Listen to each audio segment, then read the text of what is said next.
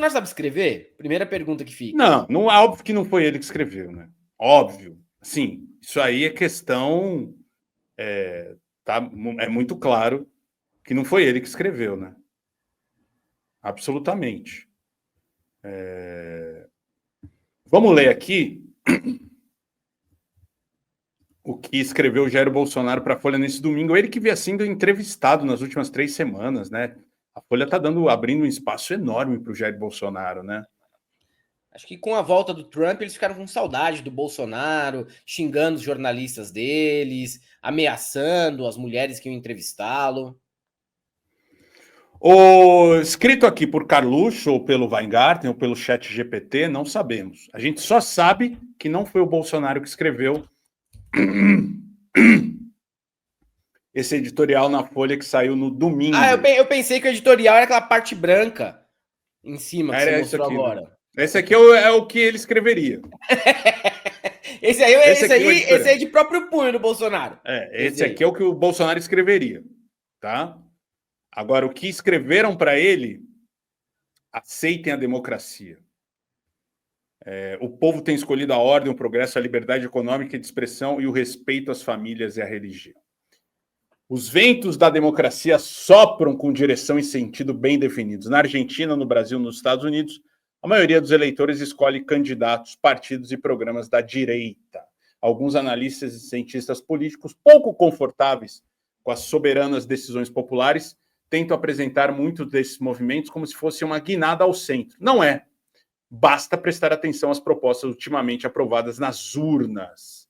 No lugar onde o povo tem sido chamado a opinar, a maioria escolhe a ordem, o desenvolvimento, o progresso, a liberdade econômica, a liberdade de expressão, o respeito às famílias e à religião, o patriotismo. São as bandeiras que nós, da direita, vimos levantados há anos, mesmo sob grave ameaças autoritárias. Primeiro que o centro realmente deu uma guinada ao centro nas prefeituras, né, Helder? Teve muito prefeito de centro aí do PSD, né? Que foi o partido que mais elegeu prefeitos no Brasil, muito mais que o PL, né? O PL queria eleger mais de 1.000 prefeitos, elegeu 500 prefeitos, alguma coisa assim, poucos, né? 600, É bastante também. Sim. É bastante. O PT elegeu 280 prefeitos, sim, pelo menos isso. Por aí. Né? E tem uma coluna muito boa do Reinaldo Azevedo hoje em que ele disseca esse texto todo aqui do Bolsonaro e compara muito esse texto com algumas falas do Hitler e do Goebbels ali na Alemanha, e realmente se assemelham em muitas coisas. Talvez até a inspiração para esse texto tenha sido Hitler, uma das falas do Hitler, né? Como é a inspiração da extrema-direita, né? Muitas vezes, esse papo de liberdade, né? A gente sabe muito bem de onde vem. Nada consegue conter a onda conservadora, nem a censura. Que censura, meu irmão? Nem os cancelamentos que vêm de vocês, nem o boicote econômico. Boicote econômico? Boicote econômico. Ele tá falando de quem? Da Jojo Todinho? Sofreu uma quebra de contrato com a Avon, só se for. Tá defendendo a Jojo, o Bolsonaro? Eu acho engraçado esse papo de não, tirania, ditadura. Porra, o Eduardo Bolsonaro foi lá para os Estados Unidos conspirar com o Trump, tá? A Bia Kicis estava junto. Não aconteceu nada com eles. Nada. Não perderam cargo, não foram para o Conselho de Ética, até porque não funciona, né? Manda para lá, não acontece nada. Só com Glauber. Com Glauber acontece alguma coisa, mas tirando o Glauber, não acontece nada com ninguém. Né? Porra, quem dera, né? Quem dera que eles sofressem represálias por agirem assim. Nem isso. Nada, não aconteceu absolutamente nada. A resistência, a resiliência da direita tem uma razão... não acaba aí, ó, Helder. Nem a censura, nem os cancelamentos, nem o boicote, nem as perseguições policiais. Você diz do toque, quem é? Polícia Federal, né? Só se for isso. Perseguição policial na favela, ele tá dizendo? Ou ele tá falando do racha que os caras tiraram outro dia? Era perseguição policial, de certa maneira, também.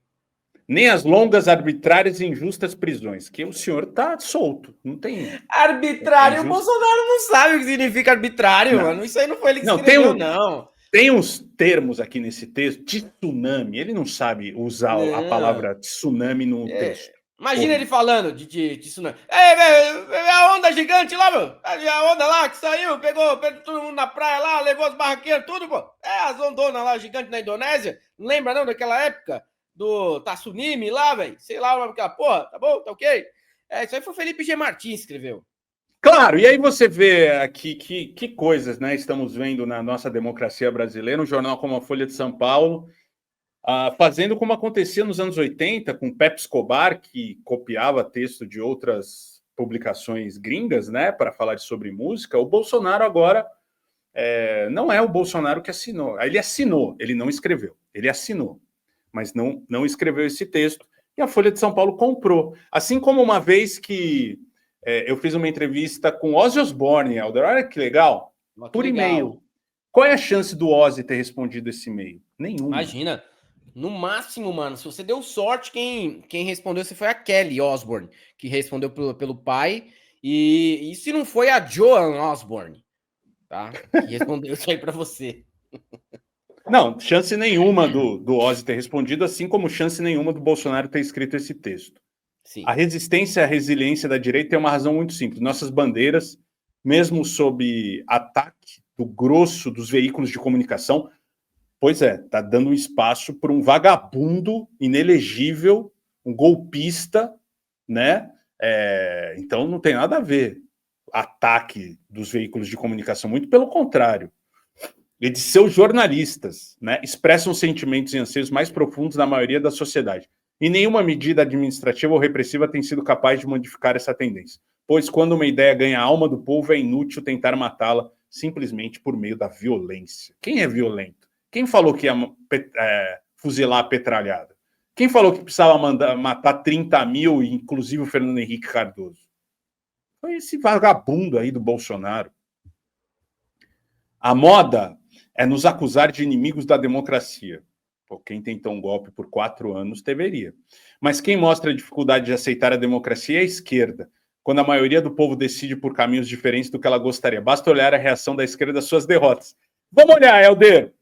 A Dilma levou um golpe, foi empichada. O que ela fez para burlar a democracia, nesse caso? Ela o Lula perdeu... Foi, né? Bora. 4 eleições para presidente, se não me engano, aqui nas minhas contas, juvenis, de uma pessoa que só frequentou o pré-primário. Se não me engano, foram 4 eleições. O que ele fez? 3. Contestou de alguma vez 3 eleições, 89, 94 e 2098. Né? 2002 ele ganhou. Justamente, 3 eleições para presidente. O que ele fez? Nada. Não falou que tinha urna burlada, que era fraude, que ia contestar. Absolutamente nada. A gente viu em 2018 o Haddad perder pro Bolsonaro. Não teve nada. Nada. Lula foi preso. Ficou 500 e cacetada dias lá na prisão. Mais de 500 dias na prisão. Ele ficou preso. Mais de 500 dias. E ninguém tocou o terror no país. Ninguém se revoltou, foi quebrar prédio dos 3 poderes, ameaçou o presidente de morte. Nada, cara. Aconteceu nada. Agora, a Folha dá espaço para esse vagabundo aqui. É a Folha, né? Normal. Qual é o meu... Não sei por que eu fiquei transtornado ou assustado com isso. Normal, né? Estão com saudades do Jair, Então... Quando pode, como na Venezuela, simplesmente frauda na cara dura. Ele não sabe escrever essa palavra cara dura. Não sabe. O resultado eleitoral. Quando não, como agora no vitorioso retorno do presidente Donald Trump, a Casa Branca lamenta-se por ter perdido que seus adversários da direita disputem as eleições. Ele é um criminoso, Donald Trump, assim como o senhor. Assim como o Bolsonaro é um criminoso também. Né? Realmente não deveria. Você não está aqui, você é inelegível, aqui você não pode disputar. Trump também. É o primeiro presidente eleito nos Estados Unidos que tem crime nas costas. Né? Essas são os que se apresentam como democratas. Esses são os que se apresentam como democratas, autonomiados, salvadores da democracia. Uma democracia que pisoteiam quando podem. Além do mais, vivem numa realidade paralela à esquerda, Helder. Não é a esquerda que vive uma realidade paralela. É aquilo, dependendo do que você defende, você enxerga no adversário como aquele que vive na realidade paralela. Eu já vi gente falando isso para mim pessoalmente. Falou, não, vocês vivem numa realidade paralela, o que vocês defendem é absurdo. Ok, a pessoa defende um outro ponto de vista, né? Mas quem é que acredita em antena Harp? Quem é que acredita em fraude das urnas? Quem é que acredita que vacina daria AIDS? Eu vi tudo isso da boca de direitista. Na maioria Quem é que acredita vezes, que o Lula tem 5 clones? Quem é que acredita que a Terra é plana? Quem é que acreditava em Olavo de Carvalho? Não, quem é que acredita que um vizinho gay desvaloriza o teu imóvel? Se fosse assim, meu amigo, os imóveis da Frei Caneca estavam todos de graça. Todos de graça. É mais barato morar na Frei Caneca do que morar no Jardim Ângela.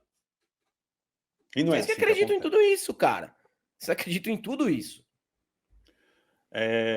E como tem aparecido líderes capazes de canalizar e expressar a vontade majoritária do povo? Agora mesmo, nas nossas eleições para prefeitos e vereadores, os homens e as mulheres da direita invadiram democraticamente pela força do voto a arena política num tsunami de afirmação poucas vezes vista. Quando você ouviu o Bolsonaro falar desse jeito, cara? Empregar tsunami dessa maneira dentro do texto, claro. Nossos quadros nos diversos partidos surgem às dezenas, centenas. E onde estão os novos quadros da esquerda? Alguém sabe? Alguém viu? Não estão em lugar nenhum. O cenário da esquerda é de envelhecimento e desolação. É um pouco. Até os seus porta-vozes menos alheios à realidade reconhecem. Isso ocorre por uma razão muito simples. O jardim da política só floresce quando é irrigado pela vontade popular. Imagina o Bolsonaro falando disso. Imagina, isso aqui para ele é uma coisa de viado. Concluir essa frase. O jardim da política só floresce quando é irrigado pela vontade popular. Não, e o jardim da política deles foi irrigado com diarreia, meu irmão. Esse é o jardim da política deles, com o pior tipo de diarreia. Diarreia fulminante. Imagina o Bolsonaro construir essa frase. Até parece. Até parece. Quando uma força política se desconecta do sentimento da maioria, é inevitável que define, não sabe essa palavra também. Não. Pode até Perdão, gente. Pode até resistir por um tempo a custas da repressão e do uso desavergonhado dos orçamentos públicos, mas seu destino está traçado. Está destinado à irrelevância ou mesmo a desaparecer. Com quantas antigas potências do cenário político não vimos isso acontecer? Cada um que faça suas escolhas. Nós, da direita, tão injustamente acusados de extremismo, continuaremos perseverando no caminho que sempre defendemos, o da liberdade e da democracia entendida como o governo do povo. Continuaremos nos esforçando para ouvir o povo e estar conectados aos anseios mais profundos da sociedade, mesmo quando estes não nos encontram espaço nos mecanismos tradicionais de formação da opinião pública. E trabalharemos com a celeridade e obstinação de quem se esforça todos os dias por um futuro melhor para as pessoas, para as famílias e para o nosso Brasil. Várias frases aqui, várias palavras que ele nunca usaria. Mas nunca usou, não é que nunca usaria. A gente tem a comprovação, porque a gente ouve esse verme falar, esse jumento falar há muitos anos. Desde 2012, bastante, pelo menos. Tá? É mentira, não foi ele que escreveu, Bezi. Bezi, claro não tem nenhuma menção a casamento hétero no texto. Não tem. Se não tem menção a casamento hétero, não pode ser o Bolsonaro. Ele teria que ter escrito ali, agora estou aqui com um casamento hétero com o editor da Folha de São Paulo. Isso ele falaria. Agora, falar sobre obstinação, tsunami, irrigar o jardim da política, meu Deus, ele nunca seria... Para ele seria muito prolixo tudo isso. Sim, é um vocabulário que, como disse o Marco Antônio Villa, que o Marcelo Lopes lembra, não passa de 500 palavras. Né? Um vocabulário infantil. É aquela infantilização que a extrema-direita faz tão bem, que a gente sempre fala aqui. Então, Bolsonaro, você pode ter assinado esse texto, mas definitivamente você não escreveu esse texto. Não tem questão no meio. Não tem isso daí. No tocante é isso daí. Cadê o no tocante é isso daí? Vocês nem para disfarçar, tem que ter colocado ali. Tinha. No tocante a isso daí, essa questão, ok? Casamento hétero. Não tem nada disso. Vocês podiam ter disfarçado melhor. É realmente lamentável, né? Que a Folha abra um espaço para um sujeito. Folha, né? Será que não foi a Folha mesmo? Alguém lá. Pode ser. Estagiário.